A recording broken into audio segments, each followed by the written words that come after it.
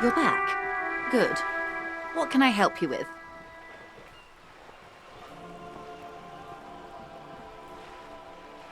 Quite a few things, I'm afraid. The information I'm to share with you includes sensitive trade secrets. For the sake of my employer, I have to ask for your names and badge numbers. Of course, ma'am. We should have introduced ourselves. I am Lieutenant Kitsuragi from Precinct 57. And this is my colleague from Precinct 41. I'm afraid he doesn't have his badge at the moment. I hope mine will suffice. How curious. Why is that, Detective? Awkwardness washes over the conversation. The woman doesn't like this turn of events.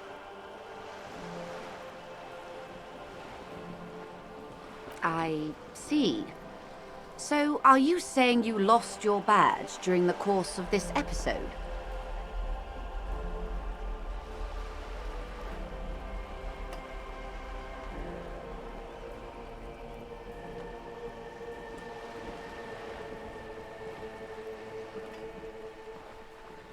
I can't hear you, darling. Speak up, please.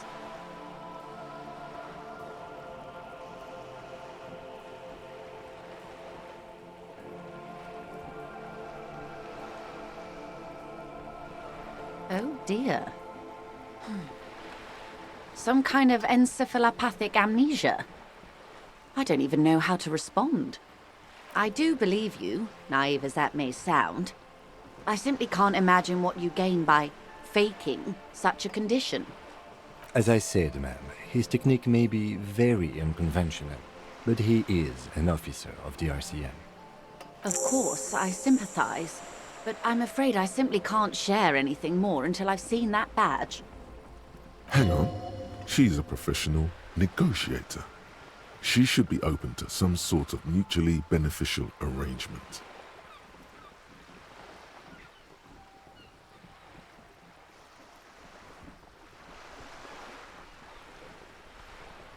I mean, favors for favors.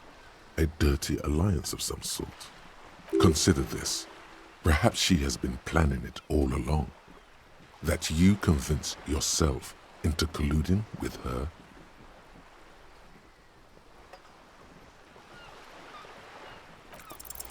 Easy. Just offer her a favor. Like I said, nice and dirty. I will be frank with you. If I'm going to break protocol, I need to be able to justify it to my superiors. They're going to want to see something very tangible. You're in, but expect her to drive a hard bargain. Reports from inside Terminal B suggest it's a hub for the local drug trade. This is an open secret in Martinez. The Union controls the terminal, so it goes to reason.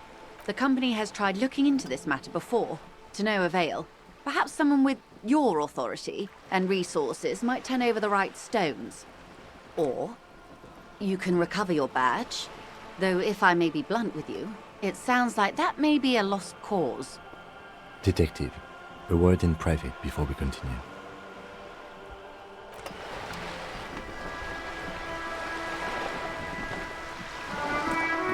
This is not going quite as I hoped it would, Detective. Honestly, I was expecting you to use your unorthodox technique to keep her off balance, and not volunteer us to be her henchman.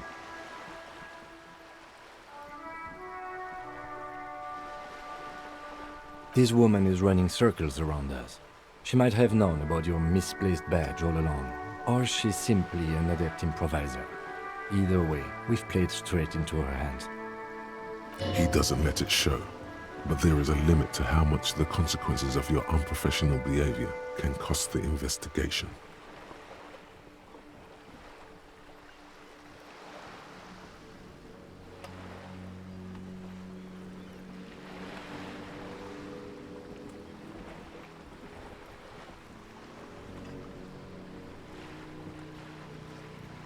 No.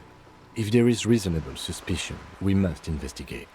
Otherwise, she could claim we are siding with the Union, or that we are on their take. We'd never hear the end of it. What I propose is, we ask her, then we investigate, briefly. But do not share the outcome of this investigation with her. We tell her it's done, and demand for her information on the lynching.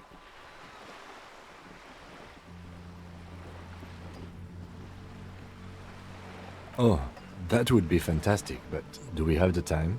The world is large and your badge is 8 by 6 centimeters.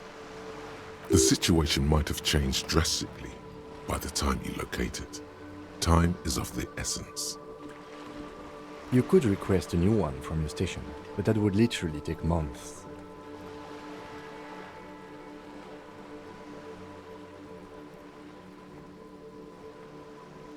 Yes. Knowing this does not really change our position, however. I'm sure you will, Detective.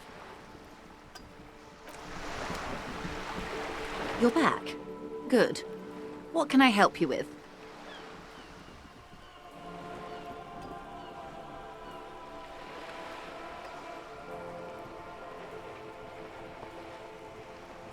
Is what you want to say, but it isn't that easy, is it? Look at that lady. Take a gander. Squint your eyes, bub. Why, yes, tucked away under that sturdy green raincoat, almost rustic in its simplicity, a silk shirt and matching scarf around her gentle throat, while dull orange pearls hang from her earlobes, red from the cold.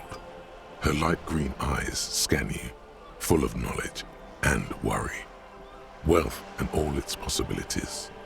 These are the kind eyes of the rich man that seem to say everything is possible, within reason.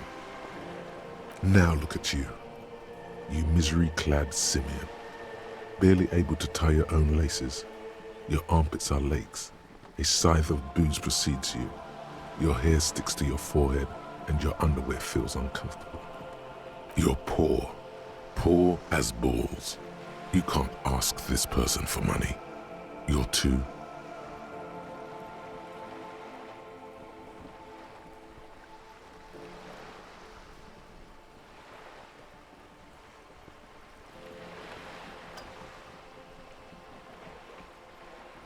Yes, you're too ashamed to ask this person for money. Too scared to belittle yourself in her eyes. Those half-precious stones of Odinel. Oh God, the lieutenant is here too. Do not dishonor the force. As I was saying, if there's any way I may be of assistance, please don't hesitate to ask.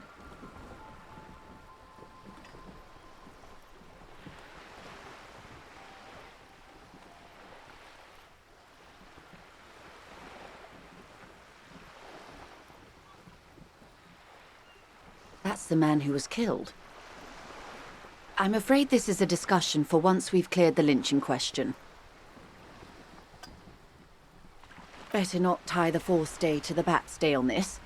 I hope there is something else I can help you with. She wants to answer the question. Protocol keeps her from it.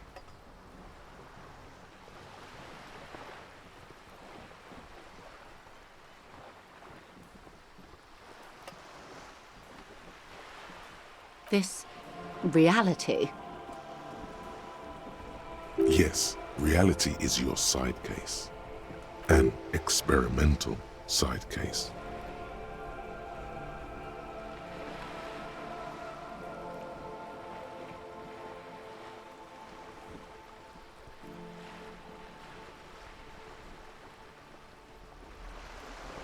Ah, yes, the episode. Sounds like an acute case of encephalopathy, now that I think of it. Don't be phased, madame. He functions perfectly well. He only needs a lowdown on all of reality. We may be here a while then. Ask away, officer. I'll help however I can.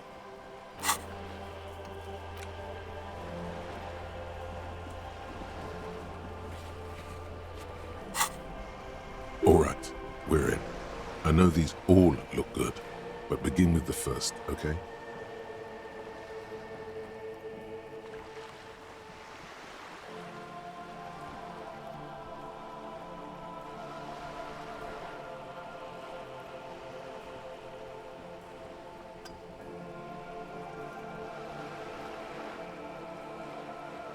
We're in Martinez, baby. Martinez is a district of Revachol. A very small district tucked away near the industrial harbour, north of the 881 and Jamrock. You would be excused for not knowing about it. Unimportant, they say. Forgotten, even. Shelled to smithereens during the Revolution. It has its charms, just not this time of year. I'm not a good ambassador. I've only been here once before, as a teenager. Not a lot has changed. There are ruins, a terminal, fishing boats, reeds, boys with boxy shoulders. As I told you, Martinez used to be a province, a workers' resort before the city swallowed it and the artillery did its part. Now the reeds are the real star of the show here. The further down the coast, the wilder it gets.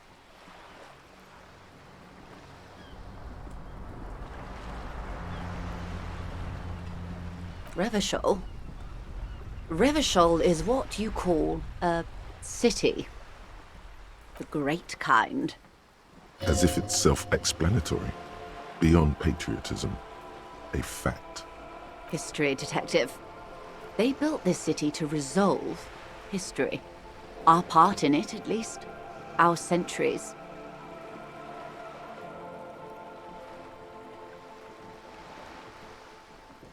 The nations of the Occident, or migrant workers from Semenine and Ile Marat, depending on your creed. In the DeLorean century, 380 years ago. They say it's where the terrible questions of our time will be answered. The tensions are highest, the fault lines deepest. By that I mean conflicts. Ideological conflicts. The stuff of men. We are standing on a fertile, self-sufficient island able to sustain up to 200 million people in the middle of the Insulindic Ocean, the world's connective tissue. It's where the money is.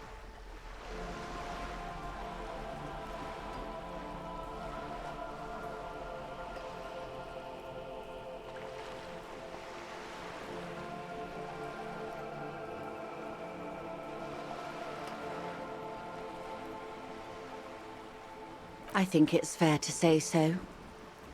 Martinez is about 22 kilometers from the center of the world. That soldering iron is the bank of the world building. The bottom floors are Insiacom. Coalition government, Insulindian Mission Command. Silence. She lowers her hand. The water, the light. It's as though you're seeing it for the first time.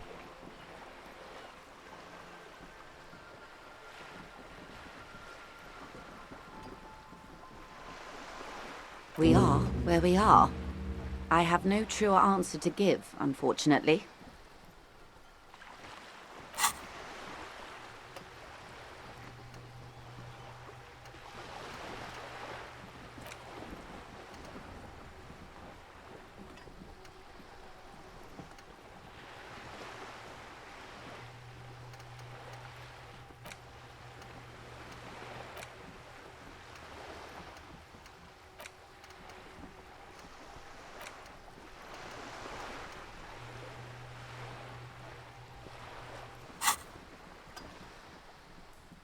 This is one thought you need to complete.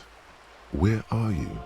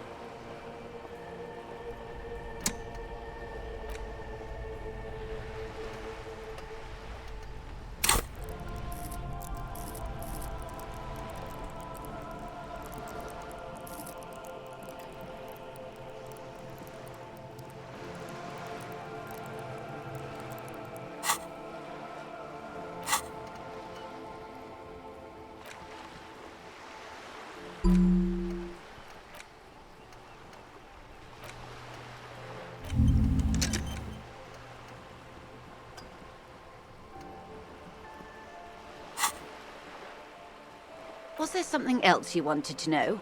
I remember something about a lowdown. This has been informative. Thank you, ma'am.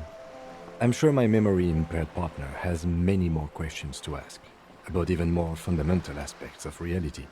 Might I suggest not asking them all right now? Ma'am, Messier will be here later too, and tomorrow. Isn't that true, ma'am? Absolutely. My commitment here is long-term. It's better not to eat all your candy at once. Indeed. I'm always at your service. Glad to have been of assistance. The little that I know. Anything else?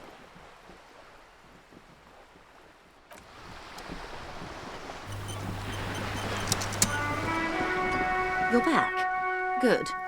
What can I help you with? Voila, you're doing it.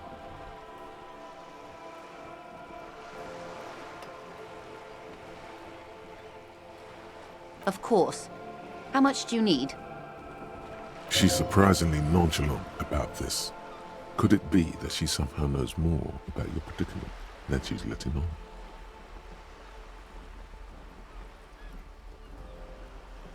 Come now. Nobody carries that much cash on their person. Particularly in a place like Martinez. I'd get robbed. And even if I did, I still would not give you 10,000 real. I would rather buy something nice with it, like expensive hi-fi or a new hydrodynamic E40 sail. Her tone makes clear that you violated some kind of rich person taboo. Wouldn't be the first time. I like high-fidelity anything, sir. Now, try again, but lower. That's a good sum. Not too small, not fantastically large. She removes a few notes and hands them to you. The paper is cold and oily to the touch. Whoa, whoa! Did you see how easy that was? Ask her for more. Toot toot, train to Moneytown. Can you eat honor? Are you an omnivore? Give me a break. So, I hope I didn't just bribe you, officer. It may not be technically illegal under the Emergency Act, but still.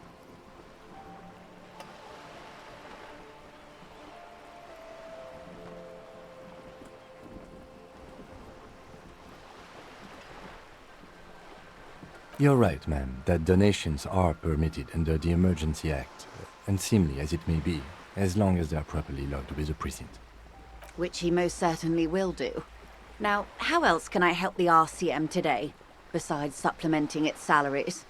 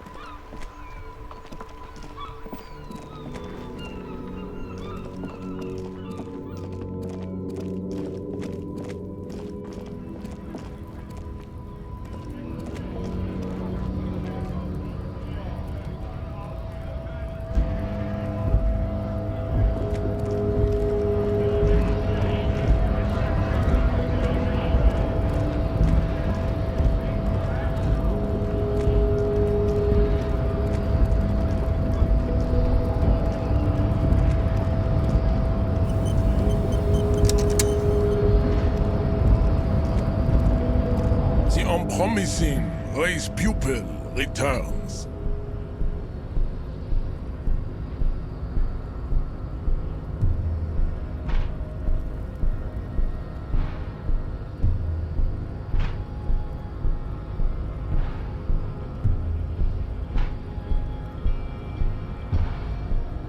Racists are generally not very good examples of their race.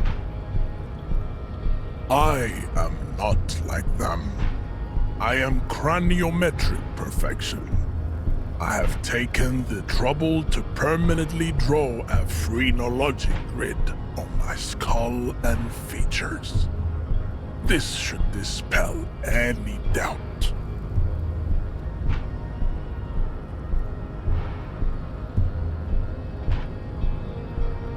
Your silence betrays your inferiority. You do not have a reply. You should enter a deep race slumber. Perhaps in 4,000 years there is need for a servile homunculus.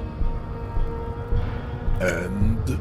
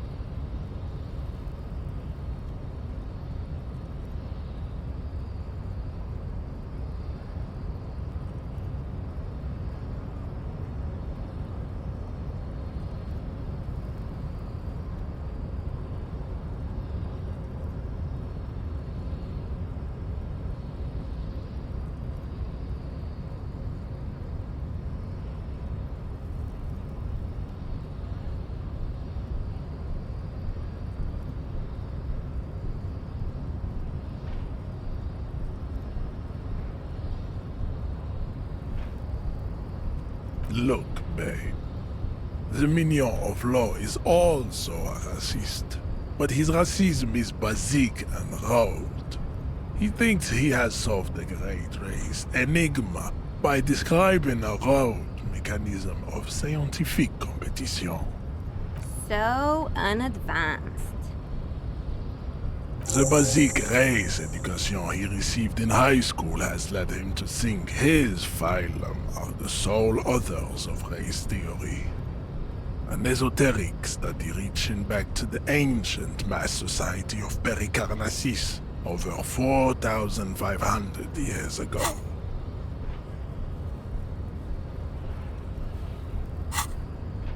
Basic racist, I take pity on you. You clearly want to enter the harbor bad, like a little boy who wants to go on the potty. I can press the button for you. It will open the door. Very well. You may enter the door once. Our race conversation here has concluded. Finally. Let's go.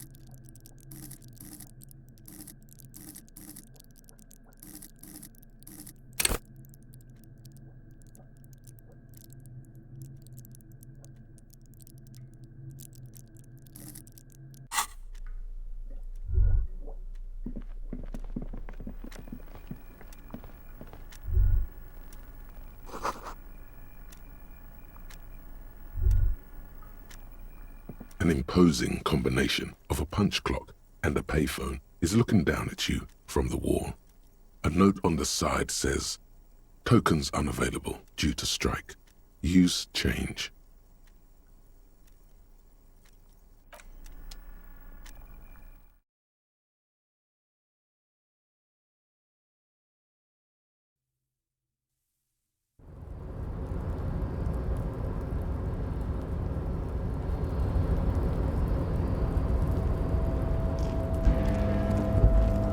The tarpaulin cloak is still hanging on the railing. The white rectangle of the Revachol Citizens Militia is clearly visible on its back. As your fingers touch the tarpaulin, it almost feels like the cloak wants to deliver a message of comfort through your fingertips. "I will shield you from the elements and give my life for yours." That's what the cloak is relaying.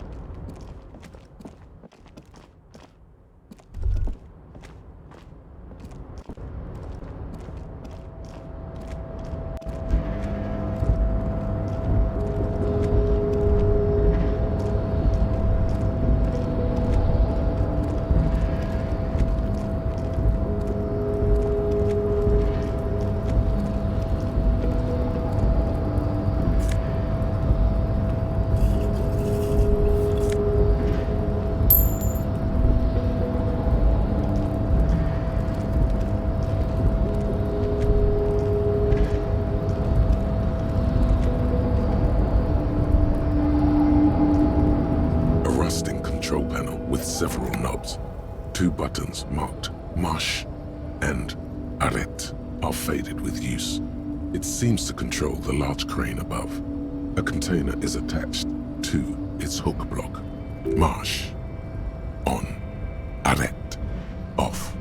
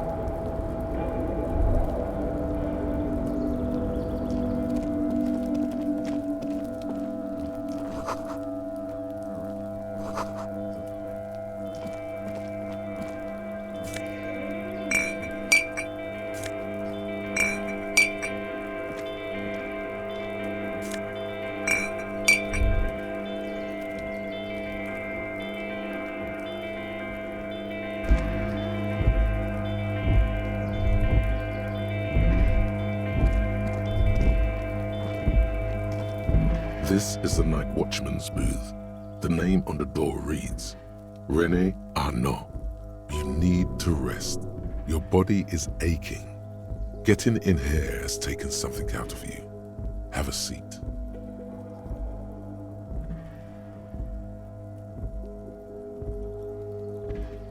If you must. But please hurry. We are pretty easy to spot up here. Nothing incriminating catches your eye. The cabinets are clean and their sparse contents meticulously organized. There's a framed photograph on the table.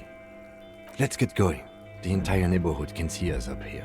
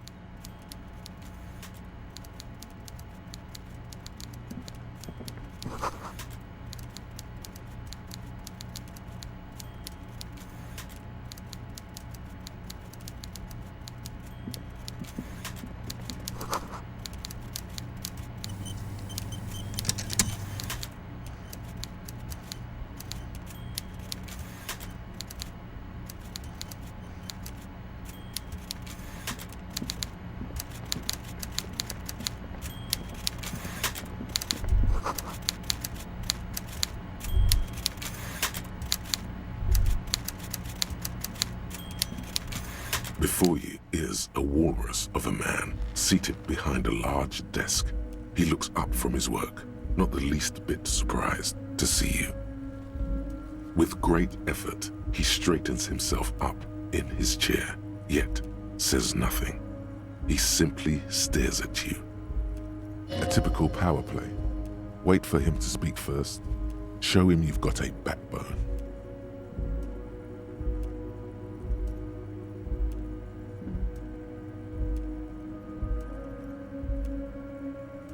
Have a good day, Mr. Dubois.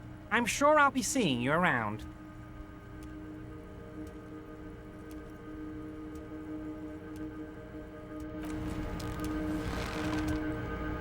Mr. Dubois, I hope time is on your side this time.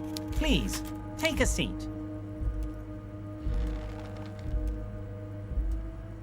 Please, Mr. Dubois, let us converse in a civilized manner, as equals.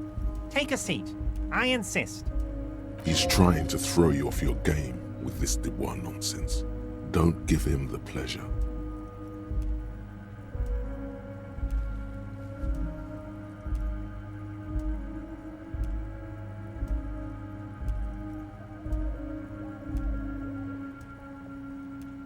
Very well, Mr. Dubois. I respect a man with strong convictions.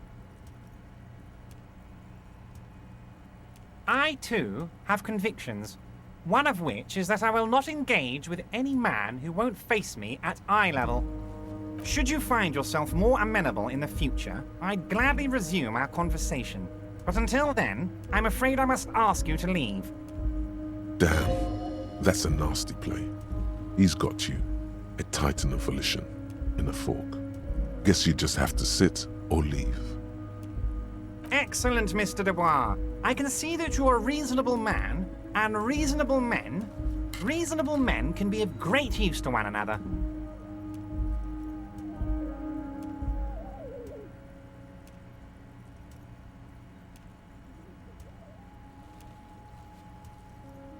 So tell me, how can the head of the Debarders Union help a representative of the Revachol Citizens Militia today?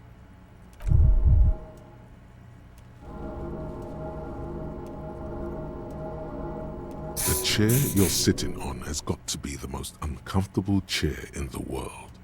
It's violating your backside.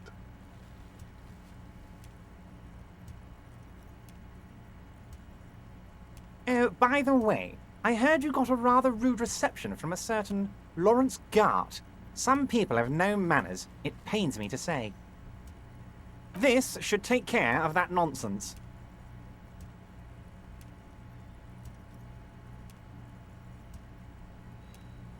It should be sufficient to cover your expenses for a few days and patch over your differences with a cafeteria manager. Go ahead, take it. Wow, that's 25 real. That's good money. You need it.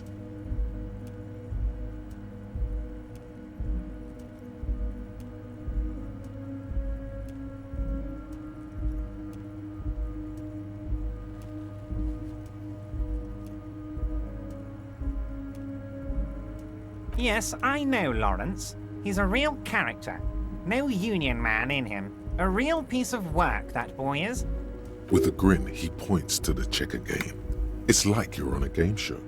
At least don't thank him for it.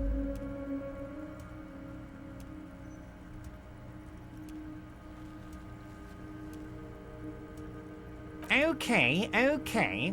I respect a man with principles. No handouts, then. Now, I'd like to set your mind at ease about one other matter. Your lost gun. Let me assure you, Union people are on it as we speak. I've got my best hounds looking for that lost gun. His slug-like lips move, but all you hear is an echo. Lost gun, lost gun, lost gun. The world is swallowed by a black hole of fear. Only two words escape its gravitational pull. Lost and gun.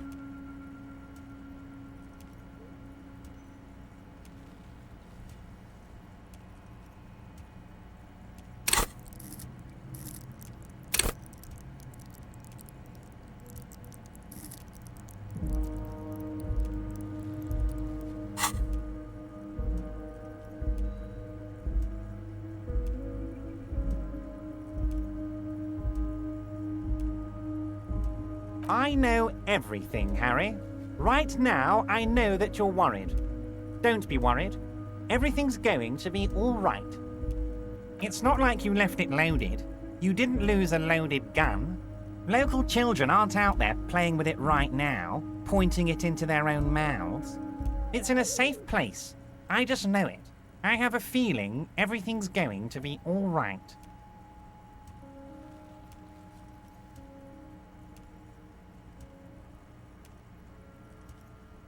Officer, we will deal with this later. We don't need Mr. Clare's help with this. I wouldn't be so sure about that.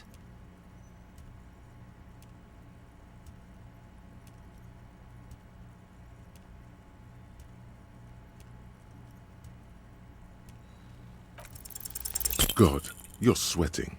Your knee is jerking. You're about to cry, aren't you? You're about to cry because you lost your gun and those children are gonna shoot themselves with it.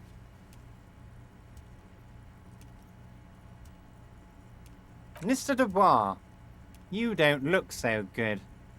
What is this, Mr. Dubois? He keeps repeating. What is he trying to pull here? You need to cool the fuck down.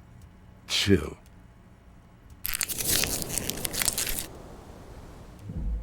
Mr. Dubois!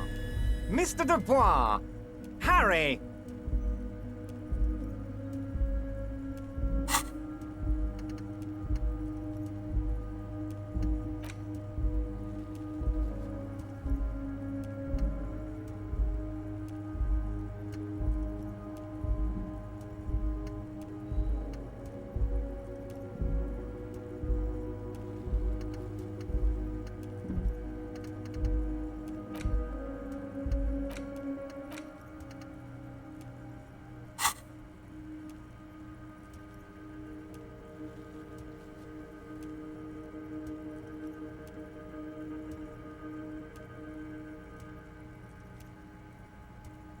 While Everard is distracted by your odd behavior, the lieutenant's eyes are mapping everything around you. The folder, desk, papers on the wall. Mr. Dubois, are you okay? Can I get you a glass of water or something? Are you having some kind of medical emergency?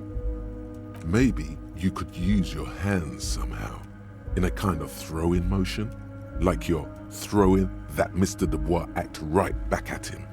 He's Mr. Dubois.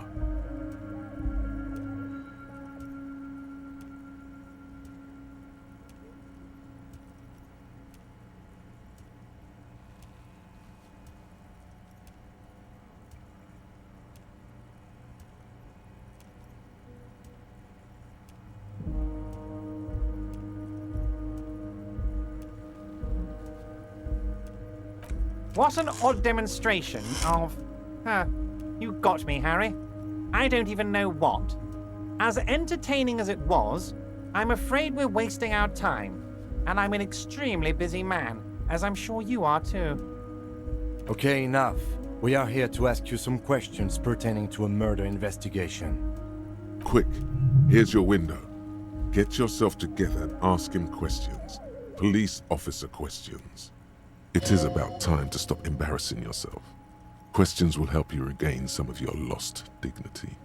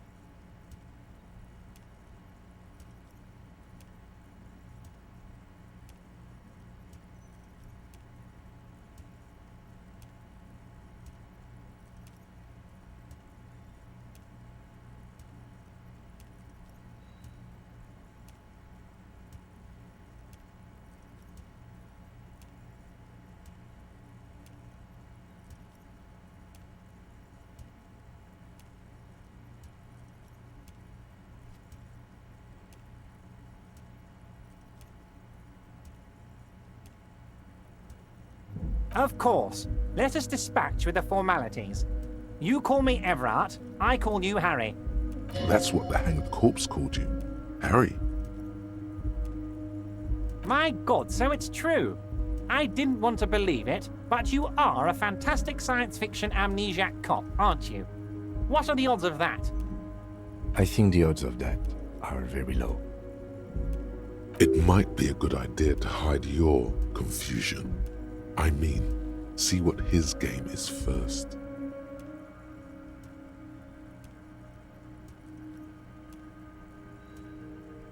So good to hear that, Harry. Apparently my sources were wrong. However, if you did have a spot of memory trouble, I could help you out. With my big fat folder. Words flow like a river of honey from his lips. I guess word has already reached him. No matter. No harm done. Are you trying to tell me you've gotten hold of some of our documents? Mr. Kitsuragi, would you mind? Me and Harry are talking about his lost identity right now. Asking too many questions will make you look weak. You should maybe focus on the folder. Don't just jump to the folder. That's not smart. Shows you're on the edge. Do some probing first.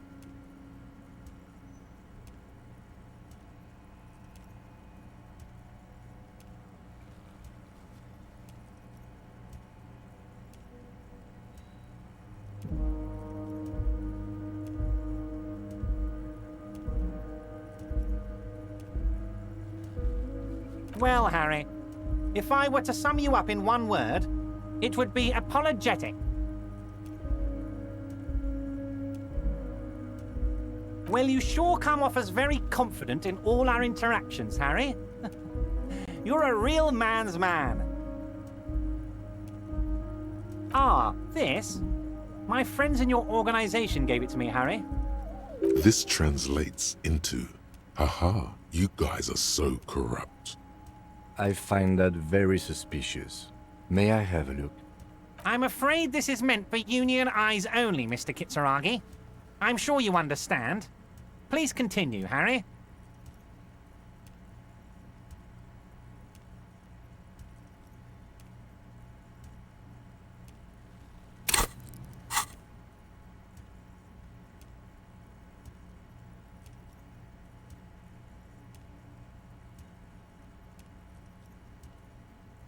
But of course, Harry.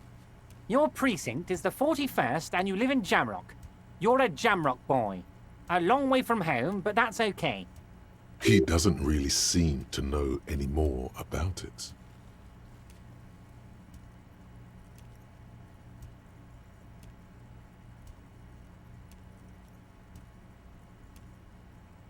Family?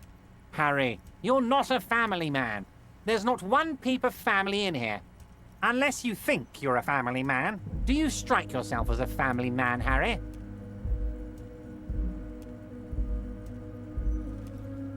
That's why I like you, Harry. A good man knows both his strengths and his weaknesses, and you, my friend, you are one of the all-time greats. Of course, Harry, of course. Let's not linger on personal details and amnesia. You wanted something from me.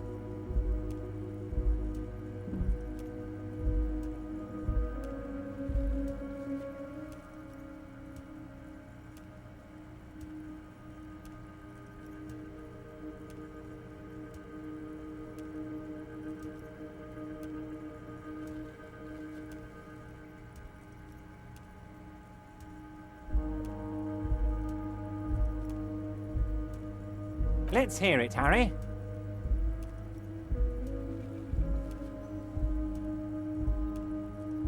It's Harry. Harry Dubois. You feel like a Dubois, but you don't feel like a Harry. Strange.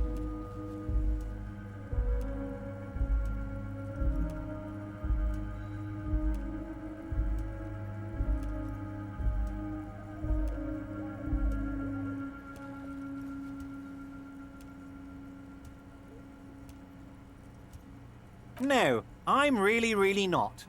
You are Harry.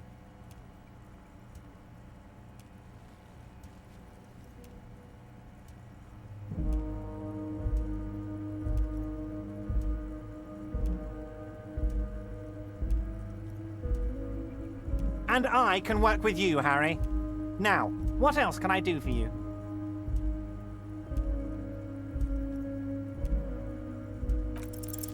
Everard's large hands are covering the folder, but the look on his face says, I know everything about you, Harry. I'm sure it's not that bad. At worst, he has an old RCM folder, and I very much doubt even that.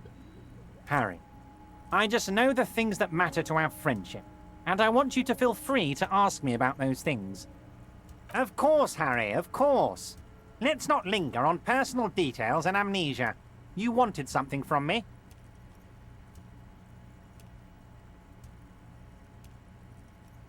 You might have noticed there's one hanging on a tree behind the hostel cafeteria. Oh my. Don't take this question personally, but why would I get involved in this matter? Mr. Clare, the man was hanged with a cargo belt, a steel-reinforced cargo belt. It's safe to assume the Union had something to do with the murder. Besides, getting the body down would benefit all of us. It's a stain on the neighborhood. I can certainly see how having him up there might start affecting some real estate values. But of course, all joking aside, I am going to help you.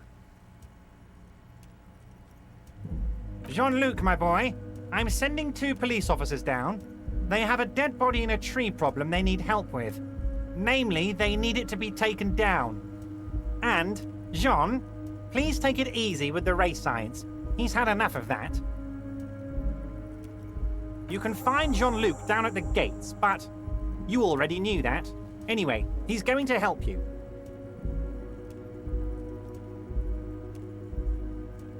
Yes, your lost gun. My best men are on it. They're turning every stone, searching every playground, asking kids, grandmas, everyone. Your gun will be found, Harry. Let me assure you of that. It's just a matter of time and effort. The only way to find it seems to be working with him. He might even be holding your gun hostage.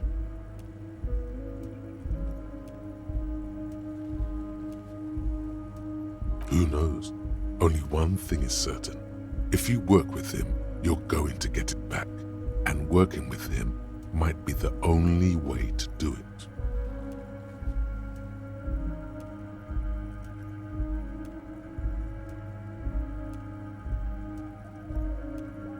Damn it, Harry. That's exactly what it means. I'm only kidding, of course.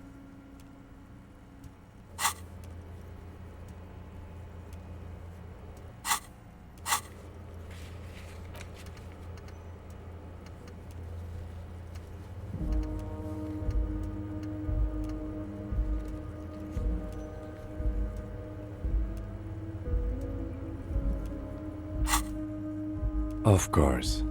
I understand. We help you, you help us.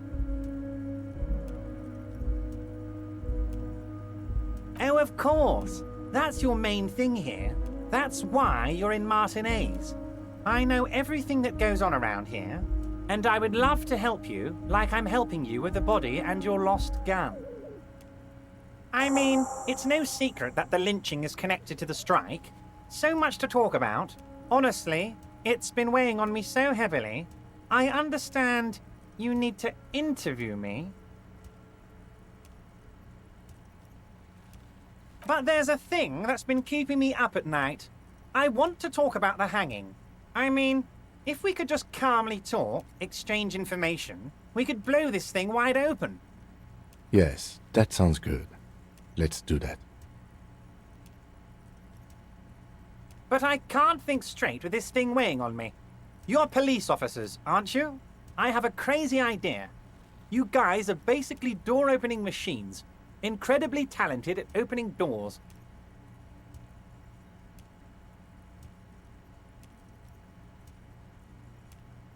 I'm not sure I understand. If you're asking us to break down someone's door, it's not going to happen. Come now. I just need you to go open a little door for me and leave it unlocked. A simple thing. Absolutely nothing shady about it. The stars aligned into a cosmic frown here. He has your fate decided. Bide your time, however, and let the stars continue their course, and that frown shall turn into a smile. Only if you play along.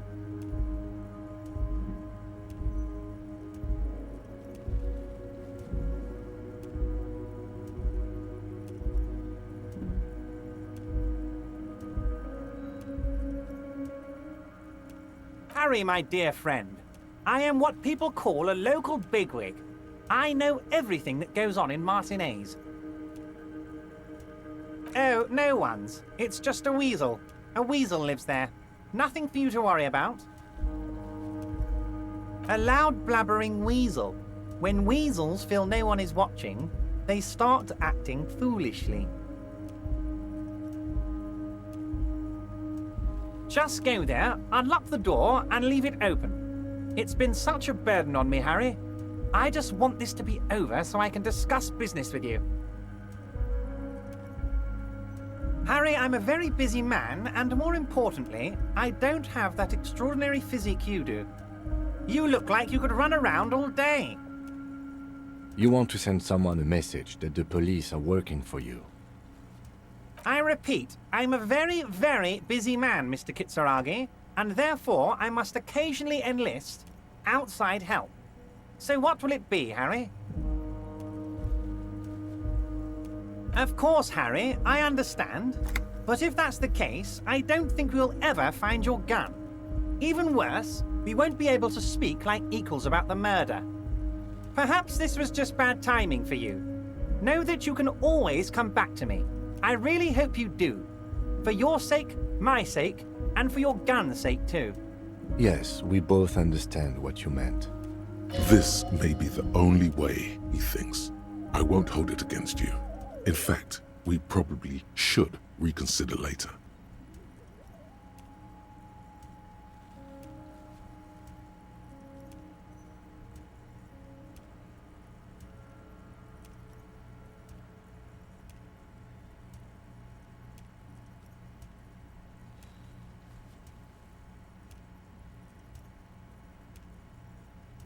Oh, that's very nice. I haven't gotten around to her yet.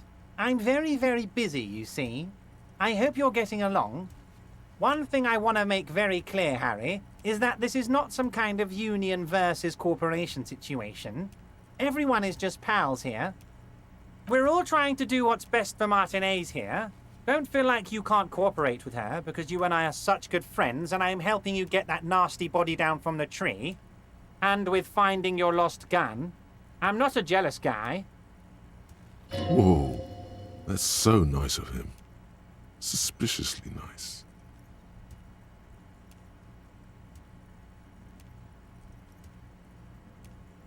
I'm just a nice guy, Harry. I wouldn't be where I am now if I wasn't nice. Politics is all about emotions, and I want you to have positive emotions when you think of me.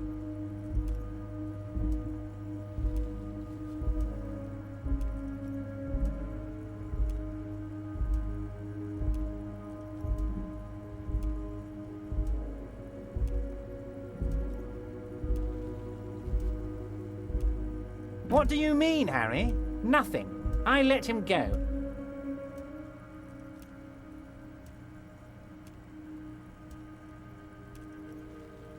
He's an old man, Harry. I wanted him to spend more time with his family. God knows how long he's got left.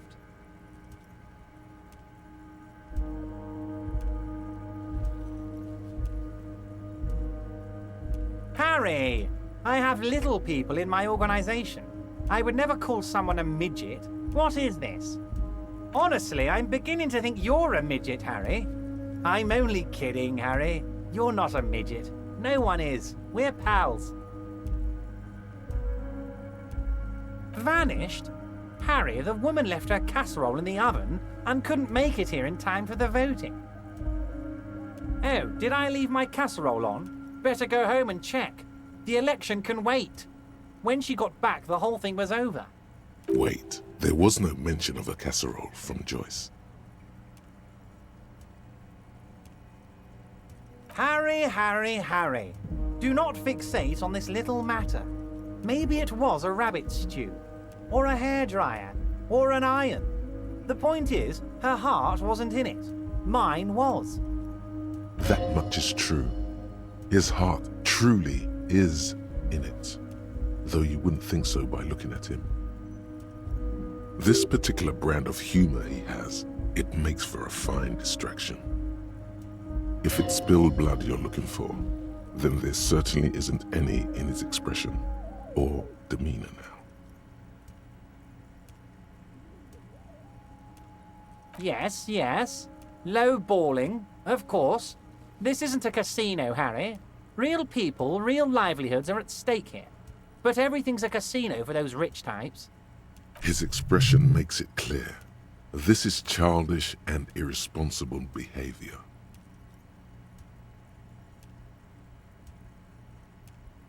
If she actually wants to see me, she will find a way. Any good negotiator would. And I just don't have anything to discuss with a bad negotiator.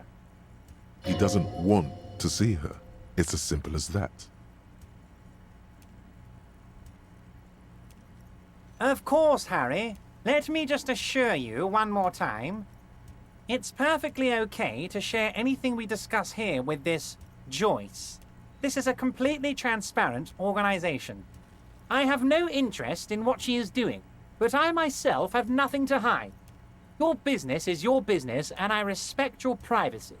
Just remember, none of this is secret. Tell her about all of it. My brother's picture, my singing swordfish clock. Tell her how overweight I am and how I'm helping you find your lost gun. Tell her about everything. Everett doesn't mind.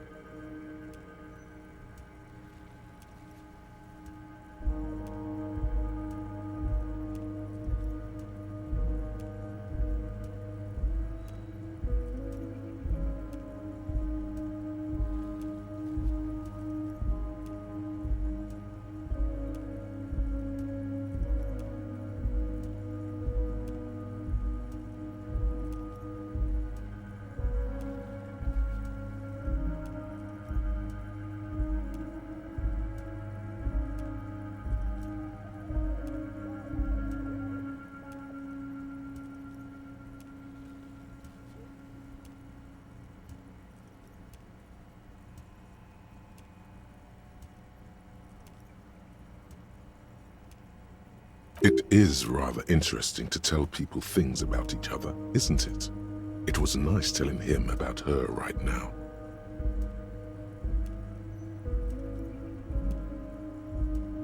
A fantastic change of heart, Harry. Go talk to Manana down by the gates. He'll brief you and give you the key. Just open one little door. You don't need to go in or anything. I just want that weasel to come home and see the unlocked door. That's it. Anything else we should discuss? What? Harry, how could you say that to me? You know I appreciate a joke as much as any Johnny Fat Guy, but I can't take slander. Are you actually investigating this?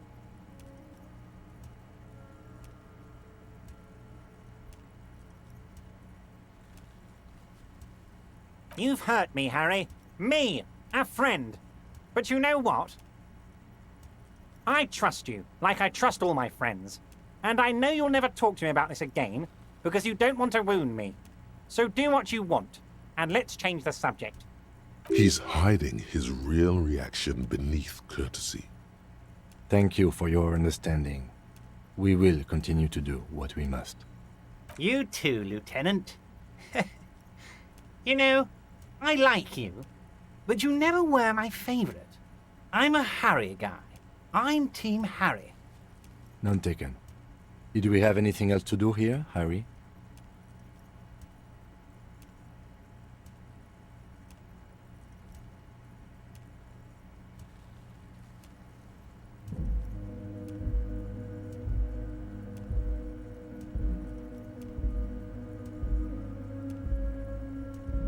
Wait. You need this to get in and out through the gate.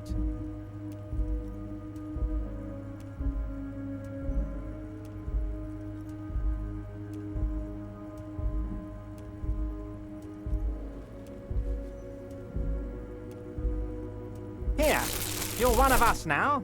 A real red and white Union man. Take care, Harry.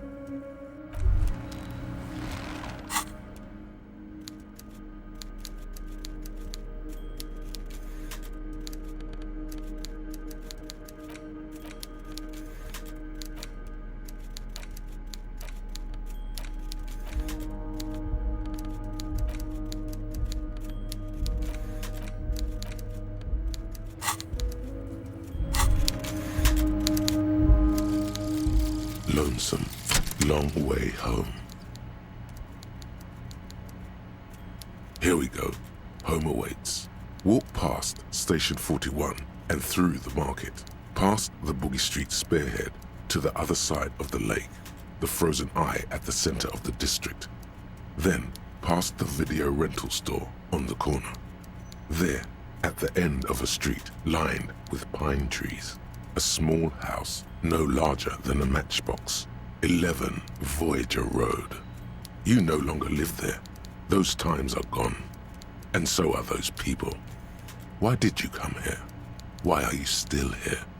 And where's the dealer? You have to get back to work. That's all you have now.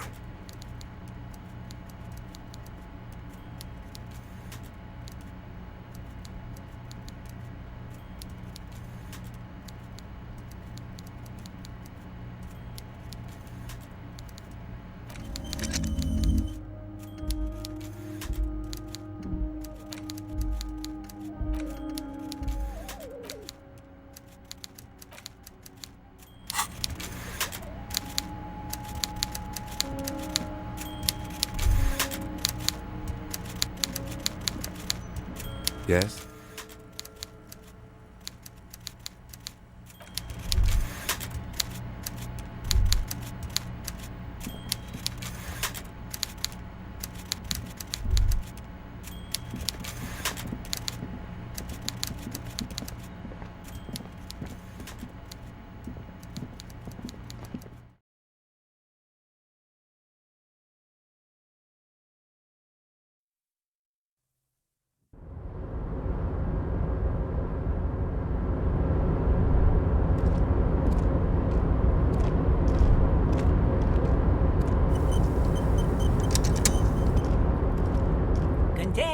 Container, I'll turn you nice and red.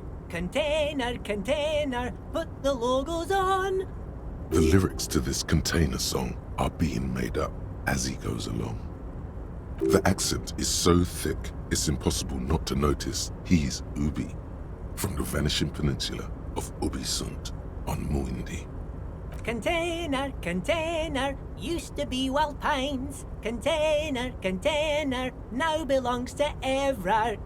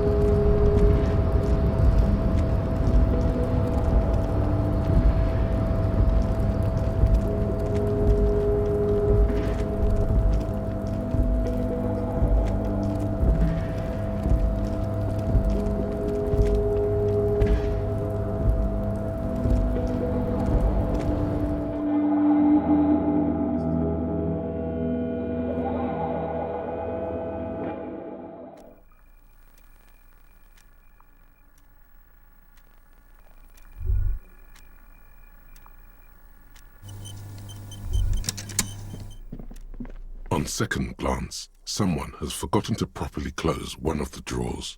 It's unfortunate for the Union to just leave their paperwork lying around like this.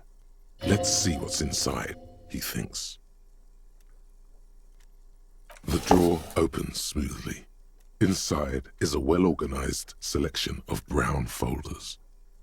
Hundreds of documents containing logistical data. Two kinds of transactions stand out. Materials coming into Revachol from the outside world, from Muindi, Grad, and even Ilmara, and the same materials being handed over to companies inside Revachol.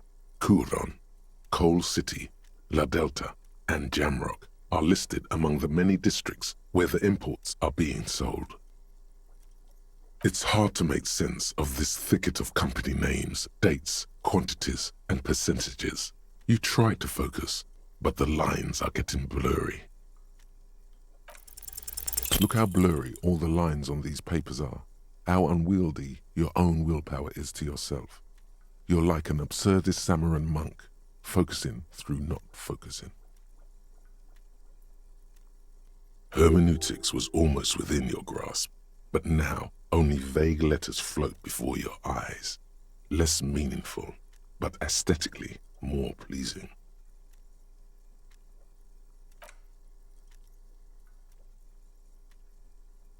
The drawer slides shut.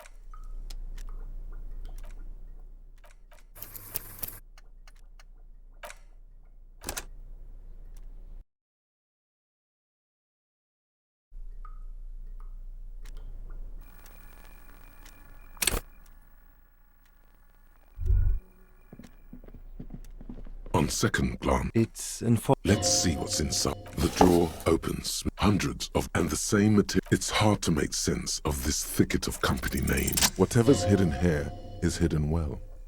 Concentration isn't enough. Only a trained accountant with a background in logistics would be able to really make sense of it. However, there is a little handwritten note stuck on the side of the drawer.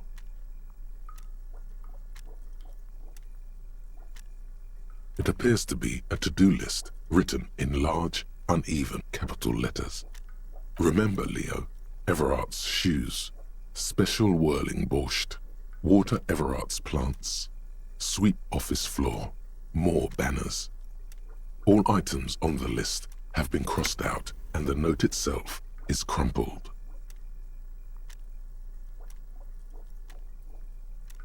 One of his aides must have left it. Nothing incriminating here. The special borscht seems a bit odd in the list. Remember, Leo, Everard's shoes. All items on the list have been crossed out and the note itself is crumpled. The drawer slides shut. smoothly.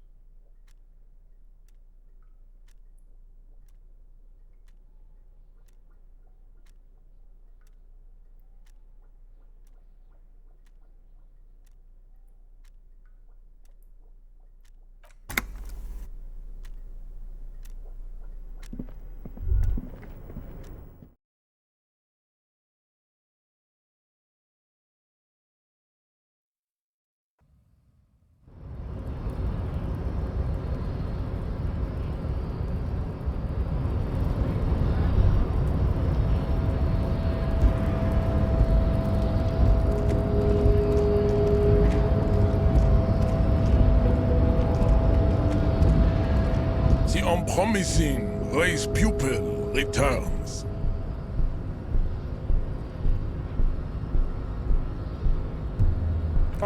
Don't be vulgar.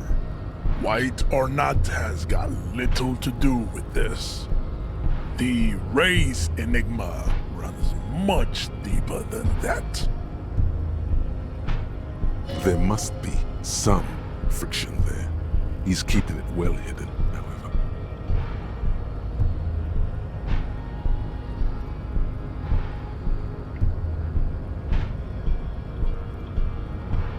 Mr. Clare is a man of vision and means. He has the will to confront international capital, which is something your race naivistic communists never did. Also, to serve is noble. It takes discipline.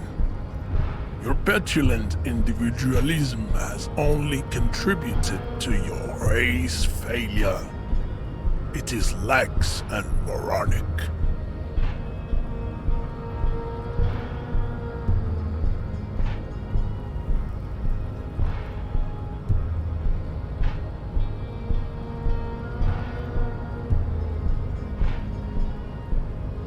Jam. Individualism. You have gotten these ideas from degenerate youth culture, have you not? You have picked them up from rock and roll songs?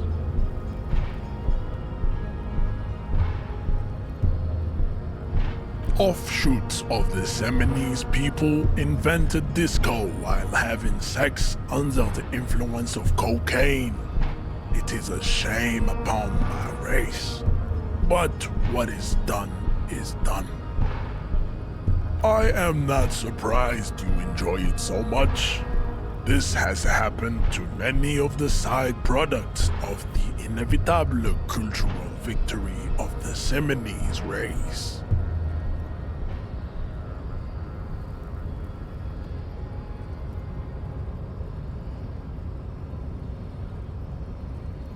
Measurehead stoically looks to the distance, in silence.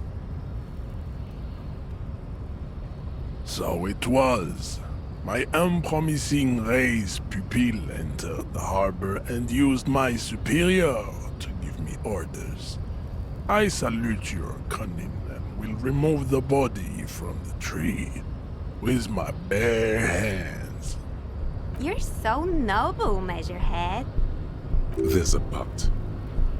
But, while I am gone, someone must stand guard on the bridge. That someone needs to be you. Both of you. That would mean you're openly showing the people that you're taking the Union's side.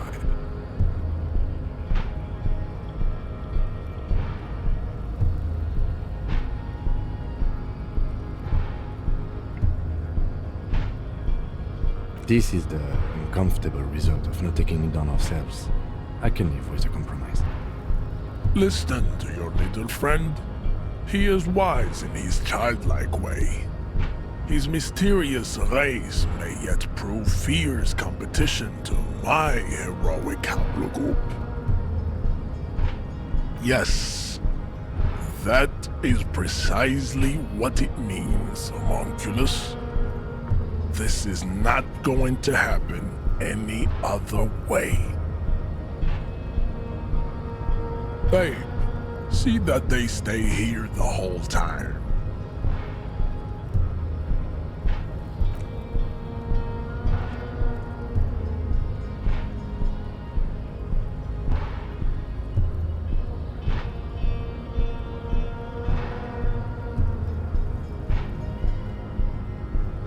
The woman's gaze follows Measurehead as he leaves. So, you guys are like cops or something?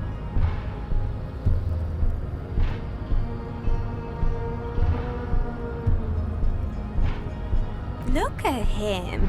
His craniometric perfection. Are you cops or what? Have you ever thought that maybe things should go to shit? I'm Katya, by the way. You hear that? That sound. He's breaking something. Yeah, Jean-Luc must be really tearing it up over there. I wish I could see it.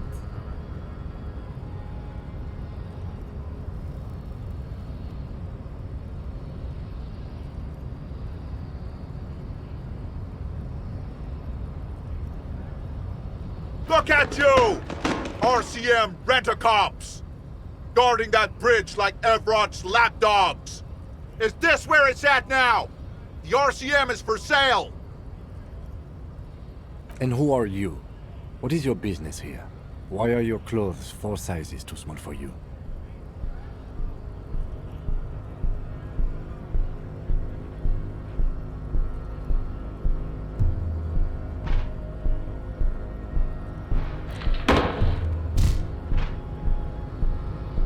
A shrill laughter interrupts you, echoing across Martinez.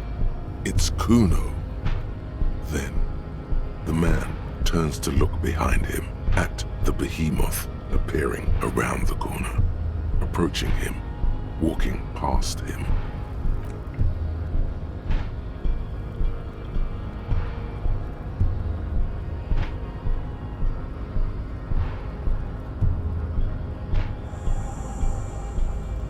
The corpse has been removed from the tree. Stand down and congratulate yourself. You have sided with Ray's victory today.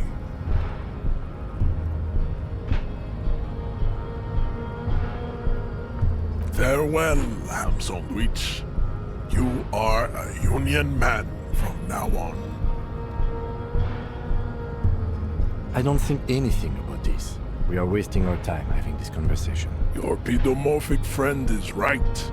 You should leave here. As you turn, a bright light catches your eye, making you squint. From a distant sunset, a stage light, flash photography, nowhere in particular. It's just what superstar law officers do. They squint at lights, and they solve shit.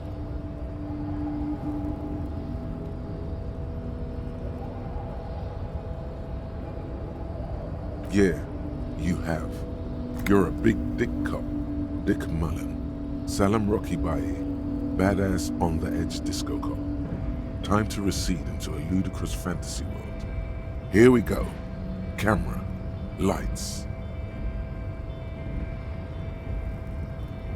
With a sudden flash, the world freezes around you, and you along with it.